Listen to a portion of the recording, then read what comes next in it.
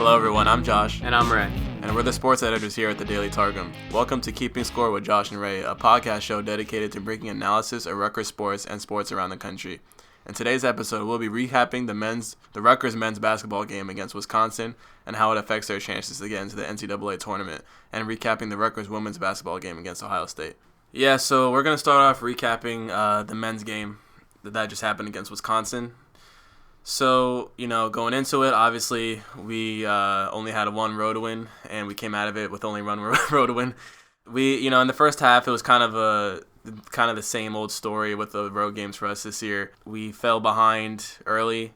We were down 39-26 at halftime. For Wisconsin, they just kept on shooting threes. We really could not stop them the whole game from the perimeter. Nate Roivers, Brad Davison were two important contributors for them in the box score. They both hit a lot of threes for them, and for us, we stepped it up in the second half. We outscored them 45-40 in the second half, but it just wasn't enough to dig us out of the hole that we got ourselves into. Unfortunately, we did make half of our field goals. We shot 30 for 60, which was one of our better marks of the year. But from three-point range, it was only 4 of 14. Ron Harper and Montez Mathis were the only ones that made threes, which wasn't really enough to match up with Wisconsin's shooting prowess. So really the story was three-pointers and free throws, because they had 26 free throw attempts and we only had 10. So that was another huge difference there. Any thoughts, Ray? I think the three-point line is really where they got beat. Yeah. They didn't shoot from there enough, and they didn't make enough, right. To put it bluntly. But you know what? It really has been the same story with this team. They get down early, they put themselves in a hole, and you saw that against Wisconsin too. I think going forward, it just it's something that they need to learn from, because they should have learned from it already. They keep putting themselves in a hole, and especially on the road in a conference like the Big Ten, you're not going to be able to come out of that. And today it was no different, because They did come back a little bit in the second half, but right. Again, it wasn't enough. And I think we've seen that time and time again. So, they need to figure something out, whatever that may be. And, with the schedule they got coming, though, it's going to be difficult. Yeah, just to reiterate, Wisconsin shot 11 of 22 from three-point range. That's half their threes, which is really, really good. And then we had 4 of 14. The only ones, again, that made it for us for threes were Mathis and Harper, which just isn't enough. We've been getting shredded from three-point range on the road for a while now. And even in the neutral site games with a Madison Square Garden where we play Michigan, they killed us with threes in that game. Whenever we lose, it's a lot of the time it's because of the perimeter defense. If you watch the game, you saw a few of different open looks, for Wisconsin's guys, and they just took advantage. Even when we were in their face, they still made contested shots. It was just that type of day for them. And we couldn't match up in terms of threes. And we did bring it back, at the end, as we usually do. The team doesn't quit, which is a good thing, but we just, we have to finish the job off. We were down by 16 points at one point in the second half. Then we brought it down to 5 in the last 2 minutes. And then we just couldn't finish it off from there. I would like to see the team play a complete game the whole time. The same tenacity they used to come back from deficits, they need to have the entire game, and then they would win every game. Right. So, coming up, they got Penn State on the road, Maryland at home, and then Purdue away. So, it's still, according to ESPN's Basketball Power Index, the hardest schedule in the nation, which is definitely going to be taken into account by the selection committee for the tournament. But we need a road win to solidify a resume. Yeah, so it's going to be a tough stretch the next two games.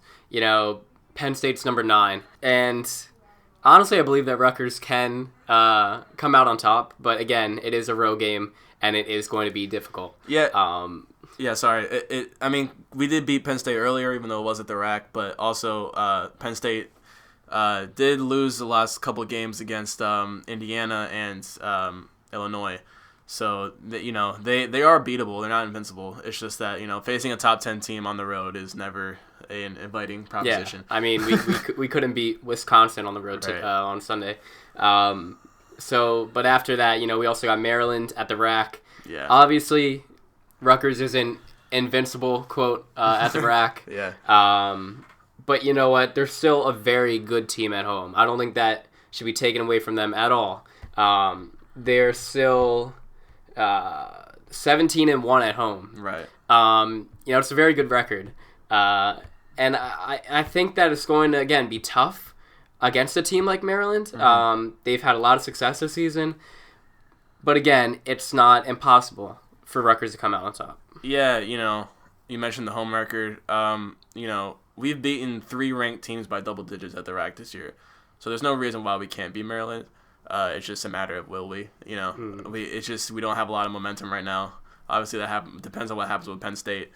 But, Maryland's top in the conference right now. They're favorites to win the Big Ten tournament. So that's going to be a tough one. Purdue away on March 7th is probably the easiest game out of these 3, even though that's not easy at all. Yeah. It's still, out of those 3, it's like, Purdue's not ranked and they're towards the bottom of the standings in the conference, but they're still a tough team. So, we really have pretty much no more margin for error at this point. We got to get at least 1 win out of these next 3 games, and we can't rely on the Big Ten tournament to get wins in that. Yeah. We did beat Purdue earlier in the season. Right. Granted, they're not as great as Penn State or Maryland, but like you said, they're still a good team, especially on the road. We keep reiterating that they have to play well on the road, even against a team like Purdue. I mean, when you're not 1-9 away from the RAC, you can't take anything for exactly. granted. So. Yeah. They got to take advantage of every chance they have.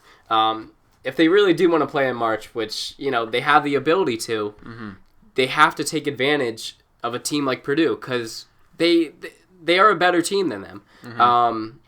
So it's gonna be necessary for Rutgers to really not put themselves into a deficit on the road. Like they did against Wisconsin. Right. And if they do win that game, then again, that's a big one. It's a big one because come selection time, they're going to be looking at these last couple games for Rutgers. Even though it's a tough schedule, they still have to show some success. The analysts are still saying we should be in. If we lost Penn State and Maryland and then beat Purdue, we're still in. I think. But it's just we gotta finish. We gotta get something here at the end. We can't just lose everything. Right. Then we really be out. Right. Which would suck. Yeah. But it's been a historic season for the team so far, and I think they just need to get one last push. In this tough schedule. But the schedule difficulty is going to be taken into account. So I think really, if we get one of these road wins, then we should be golden. Agreed. So. All right, so let's move on to the women's team now. In their most recent game against Ohio State on Saturday, they came out with a 59-57 win. And honestly, the storyline of this game was Arella Garantis. I mean, game in and game out, she's been the contributor for this team.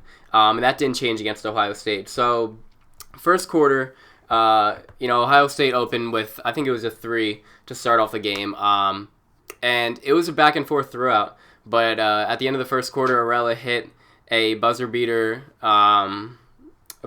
shot, and Rutgers was up 18-12 going in the second.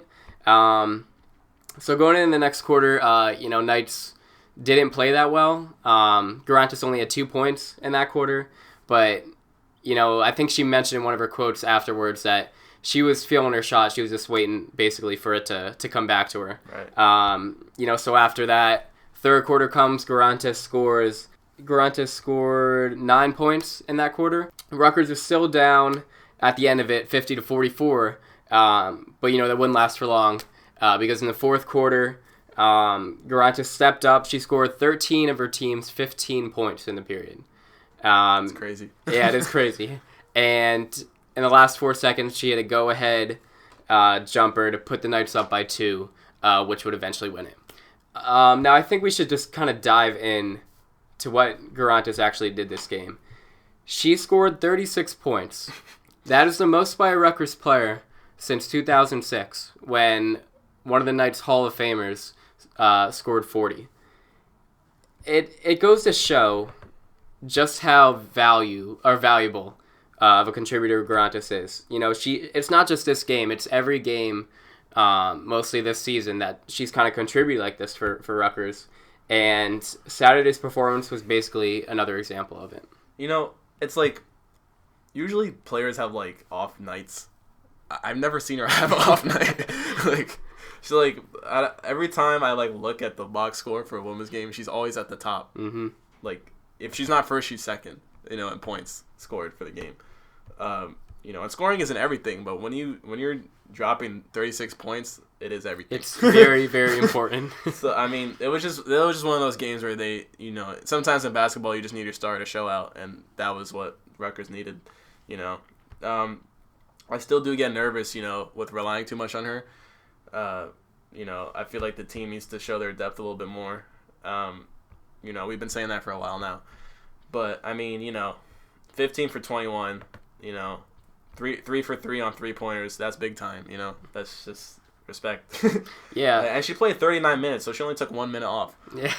I mean, she was in there the whole game. It's not, you know. That's just her. That's just ridiculous. But yeah, you know, like you said, they are going to need to rely on their team as a whole rather than just Sorella. Yeah. But I mean, you can't ignore a performance like this. You know, this was exceptional. You know, going forward, you'd like to see some more out of Takia Mack and Mile Giles. You know, Giles put her team in the lead late in the fourth quarter, but she did only have 4 points in the contest. You know, she had two blocks and a steal, but again, you'd like to see some more offensive production from her going forward, and that kind of goes for the whole team because, again, Garanges is great. But in order for this team to be successful come the postseason, if they get into the NCAA tournament, they are going to need to rely on, you know, more than just her. Yeah, you know, I'm looking at the record, 19 and 8, 9 and 7 in the conference. It's solid, you know, it's solid. I think that if they get a couple more wins down the stretch here, they should be good for the tournament, for the NCAA tournament. But, you know, it's just they do need to play more as like the whole team. The same way the men's team does when they play well, like when they're winning, it's usually the whole team.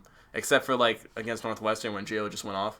But for the most part, they play as like the whole team. A lot of the women's time with the women's games, a lot of time it's like Arella and then like Jordan Wallace and then some of Takia Mack in there.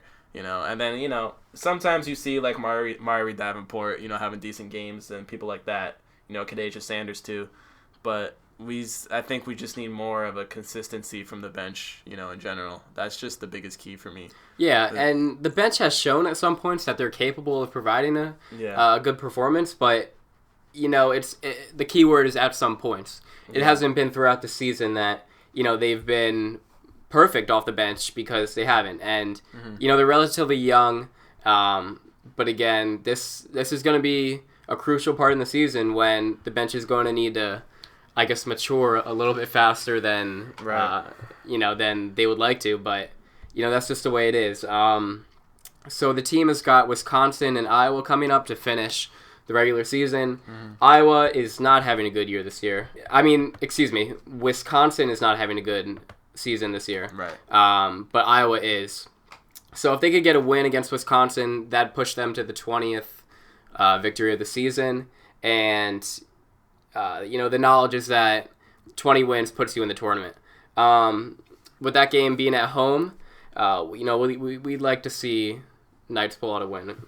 Yeah, you know, they're 12-2 at the rack this year, and, you know, both of the games finishing off are at the rack. You know, they're more fortunate than the men's team in that regard.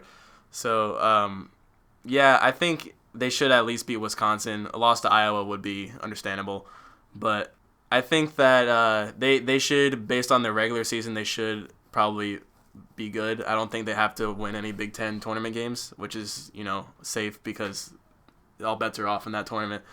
Yeah. So, yeah, I think, you know, they just got to finish strong and just really, you know, just try to show depth as a whole team, you know, in order to prepare for the big time. Yeah, and if they do that, then honestly we're looking at a really good hopes for this team, but that's if they do that. I'm really hoping we get 2 teams in the basketball tournament. Hey, that'll be really cool, actually. Yeah. And with that, that's all for today. Join us next time on Keeping Score for more sports updates and analysis. And make sure to follow the Daily Targum on Twitter, Instagram, Facebook, and YouTube for more content.